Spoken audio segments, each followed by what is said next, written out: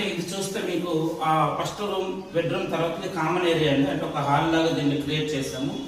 ఈ common area కూడాను చాలా చక్కగా ఒక పెద్ద హాల్ లాగా వచ్చింది.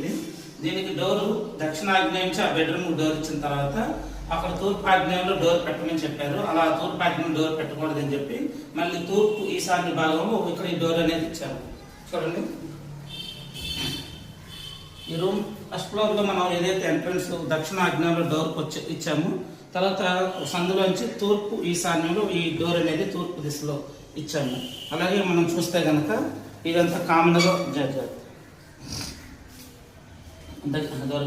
ఎంత కామన్గా మంచి హాల్ కూడా డిజైన్ చేసాము. ఉన్న ప్లేస్ తక్కువ ప్లేస్లో మొత్తం స్థలం అంతా కూడా 35 అడుగులు పొడవు, 18 అడుగులు వెడల్పు.